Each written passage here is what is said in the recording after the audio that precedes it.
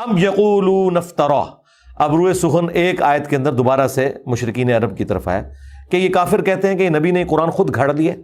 قل ان افتریتہ فعلی اجرامی. اے نبی فرماؤ کہ اگر یہ قرآن میں نے خود گھڑا ہے نا تو اس جرم کا وبال بھی مجھ پہ ہی ہوگا. وَأَنَا بَرِيءٌ مِّمَّا تُجْرِمُونَ.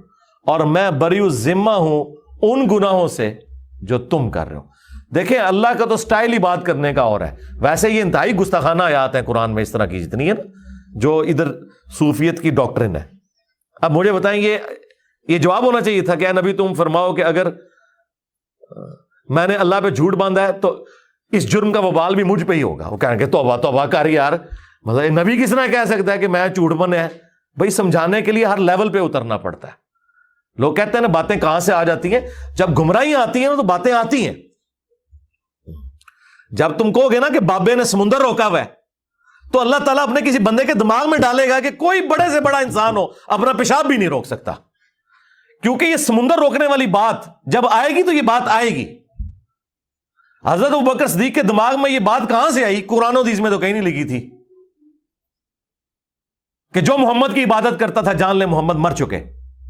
قرآن میں تو نہیں لکھا ہوا تھا یہ, اور نہ کسی صحابی نے حضور کی عبادت کی تھی. یہ اللہ نے ان کے دماغ میں ڈالا کہ یہ کیا ہے. اس کی وجہ یہ ہے کہ جیزس کرائسٹ کو لوگوں نے خدا بنایا, کہیں محمد رسول اللہ دوسرے جیزس کرائسٹ نہ بن جائے. حضور کی بات یقیناً انہیں یاد آئی ہوگی کہ دیکھنا میری شان بلند نہ کرنا, جس طرح عیسیٰ ابن مریم کو لوگوں نے بڑھا دیا تھا. میں اللہ کا بندہ اور اس کا رسول ہوں. اسی کو ایلبریٹ کر دیا حضرت ابوبکر صدیق نے انتہائی گستاخانہ خطبے میں, انورٹڈ کاماز کے اندر, ان کی نظر میں. ہمارے استاد مولانا ساغ صاحب کہتے تھے نا, او پائی جدو توحید بیان کریں گے تو آٹومیٹکلی گستاخی ہو جائے گی. کیوں؟ تم نے توحید کو گستاخی سمجھا ہوا ہے, تمہاری نظر میں تو آٹومیٹکلی گستاخی ہو جائے گی نا. تو یہ گستاخی تو ہونی ہے, کیونکہ توحید کا تو مطلب ہی ہے کہ اختیار اللہ کے پاس ہے, مخلوق کچھ نہیں کر سکتی. پھر عجیب و غریب نا انہوں نے نا وہ مت اور عجیب و غریب واقعات مشہور کیے ہیں لوگوں کے جذبات کے ساتھ کھیلنے کے لیے. اور جی ایک بار وہابی دا تے سنی دا مناظرہ ہو گیا, حضور دی ذات ہوتے وہابی پوری رات جو ہے وہ ایسی آیتیں ڈھونڈتا رہا جس میں حضور کی تنقیص تھی, اور جو سنی جو ہے وہ نبی الاسلام کی شان ڈھونڈتا رہا.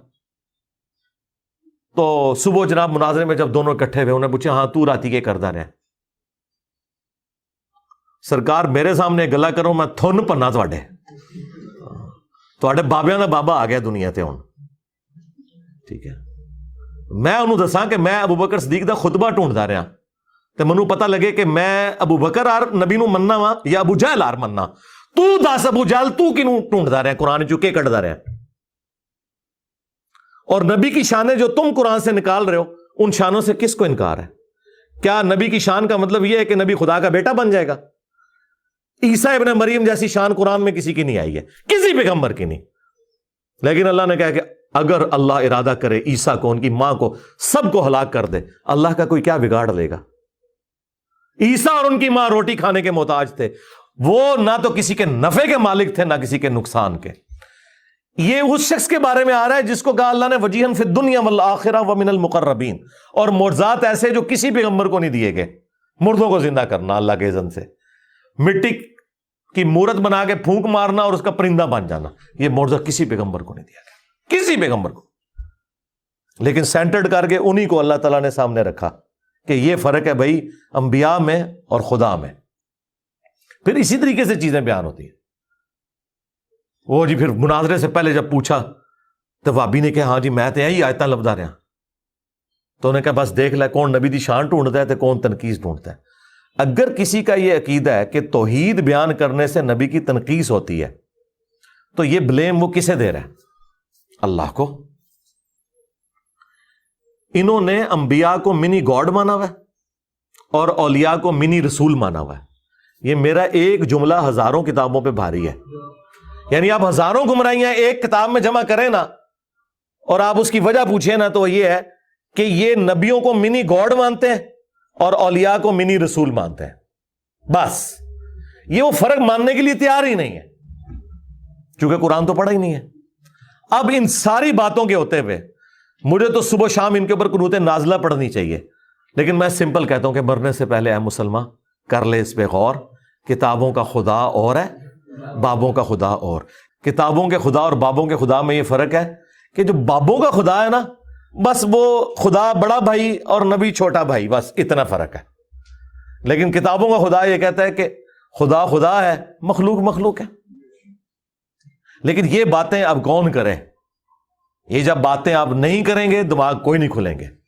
توحید تو اتنے عرصے سے بیان ہو رہی تھی، لیکن توحید کا مطلب توہین رسالت لیا جاتا تھا. ہم نے توحید بیان کی ہے نا، آئے نا کوئی سامنے. میرے پاس تو سیدھا بھائی چھوڑ دو تم شان رسالت کی بات. چشتی رسول اللہ، اشرف تھانوی رسول اللہ پارٹی کیسے کر سکتی ہے؟ کبھی نہیں کر سکتی. تمہارے بزرگوں نے اپنے ناموں کے کلمے پڑھائے، تمہیں کوئی حق ہی نہیں پہنچتا. تم تو نبی کا دفاع کر ہی نہیں سکتے. نبی کا دفاع کا حق تمہارے پاس سے نہیں ہے، اس کے کاپی رائٹ سب انجینئر صاحب کے پاس ہیں. ہاں، یہ رائٹس ہم آپ کو نہیں دیں گے. توحید بھی یہاں سے بیان کریں گے اور رسالت بھی، صحیح جو رسالت کا کانسیپٹ ہے وہ یہیں سے بیان ہوگا. تو اے نبی تم فرماؤ، اگر میں نے اللہ کے اوپر جھوٹ باندھا ہے، قرآن یعنی میں نے خود گھڑ لیا، تو اس جرم کا وبال بھی مجھ پہ ہوگا، اور میں بری ہوں اس جرم سے جو تم کر رہے ہو. اور یہ دوسری بات درست ہے اس حوالے سے کہ میں نے تو کوئی قرآن نہیں گھڑا، لیکن چونکہ تم نے قرآن کا انکار کیا لہذا تم اس جرم کے اندر شریک ہو کہ تم نے وقت کے پیغمبر کا انکار کیا ہے. دیکھیں جی، قرآن حکیم اپنے عقائد اور نظریات کے اندر بالکل ایک ننگی تلوار ہے، زیرو ٹالرنس ہے.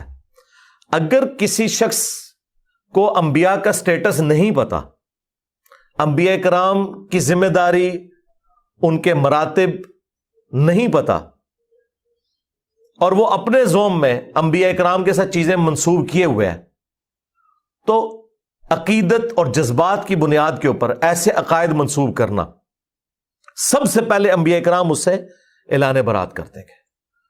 نبی علیہ السلام تو دنیا میں بتا کے چلے گئے کہ میری شان کو اس طرح بلند نہ کرنا جس طرح لوگوں نے جیزس کرائسٹ کی شان کو بلند کیا تھا. میں اللہ کا بندہ اور اس کا رسول ہوں، مجھے اللہ کا بندہ اور اس کا رسول کہنا. اب یہ کہنے کی ضرورت کیوں پڑی ہے؟ اسی لیے پڑی ہے کہ آپ کو پتا تھا کہ انبیاء کرام کی ہستیاں اللہ تعالیٰ کی سلیکٹڈ ہستیاں ہوتی ہیں جن کو اللہ تعالیٰ معجزات عطا فرماتا ہے، شان عطا فرماتا ہے، اور اسی وجہ سے لوگ ڈیویٹ ہو کے ان کے اندر خدا کو اس حوالے سے ڈھونڈنا شروع کر دیتے ہیں کہ شاید یہ خدا کی شکل میں دنیا میں اتر آئے ہیں. اور آج دیکھ لیں تقریباً 75 کروڑ کے قریب ہیں پروٹیسٹنٹ جو حضرت عیسیٰ کو اللہ مانتے ہیں. 75 کروڑ، جی اتنے بریلوی دیوبندی نہیں ہے دنیا میں جتنے پروٹیسٹنٹ ہیں. اور اللہ کا کہہ رہا ہے لقد کفر الذین قالوا ان اللہ هو المسیح ابن مریم، بے شک وہ لوگ کفر کر رہے ہیں جو یہ کہہ رہے ہیں کہ اللہ ہی عیسیٰ ابن مریم ہے. قل فمن یملک من اللہ شیئا، اے نبی ان سے فرماؤ کہ اللہ کا کوئی کیا بگاڑ لے گا. ان اراد ان یہلک المسیح، کہ اگر اللہ تعالی ہلاک کر دے مسیح کو اور ان کی ماں کو اور جتنے زمین میں، سارے بزرگ بابے جتنے زمین میں ہیں سب، اگر ان کو اللہ ہلاک کر دے، وصال شریف نہیں ہلاک، یہ غصے کا اظہار ہے تاکہ فرق پتہ چلے.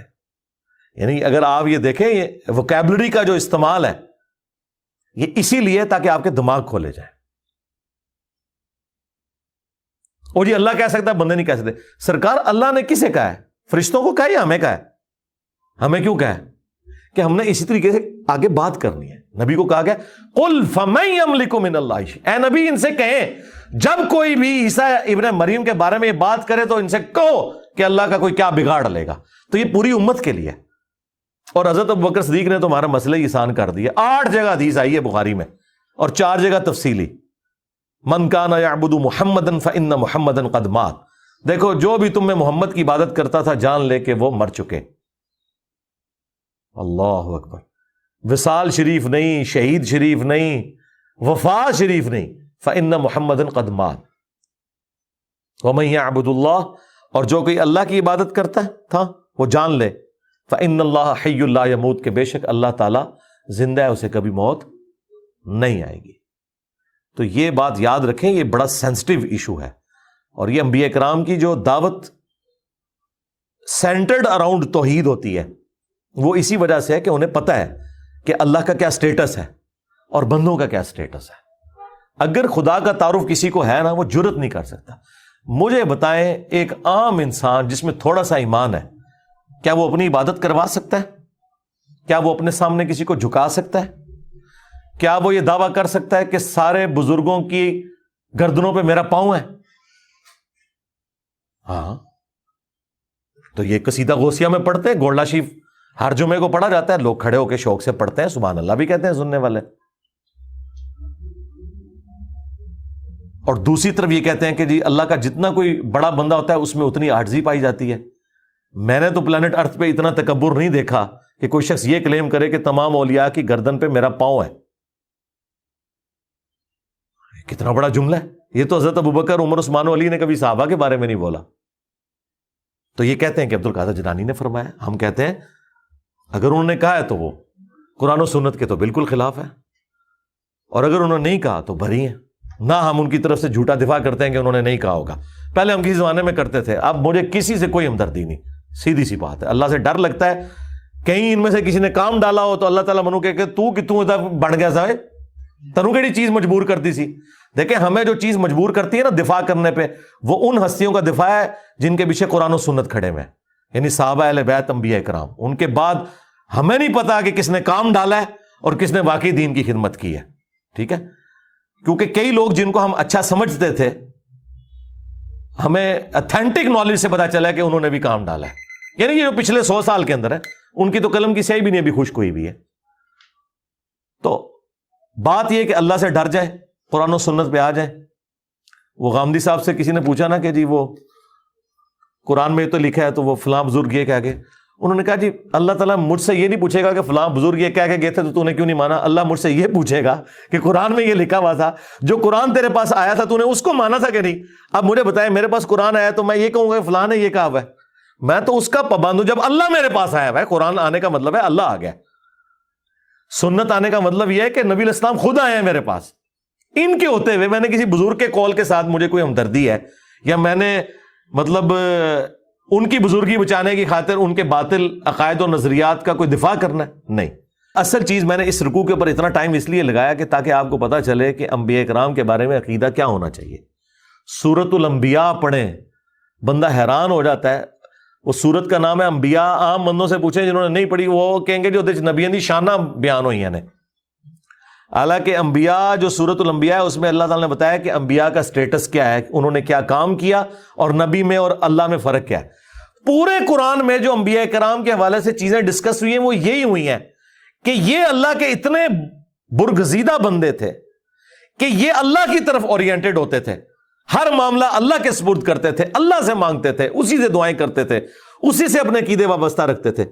یا یہ بیان ہوا ہے کہ جو انبیاء کے بارے میں ایسا عقیدہ رکھتے ہو ایسا عقیدہ ان کے بارے میں نہیں رکھ سکتے. انبیاء کرام جو ہیں وہ اللہ تبارک و تعالیٰ کی توحید کے معاملے میں کوئی کمپیریزن ہی نہیں ہے, وہ مخلوق ہیں, وہ خالق ہے. یہ دو چیزیں بیان ہوئی ہیں. اس لیے میں نے پچھلے دنوں ایک تفصیلی ویڈیو ریکارڈ کروا دی ہے, شیطانی توحید, شیطانی بابوں کا فتنہ.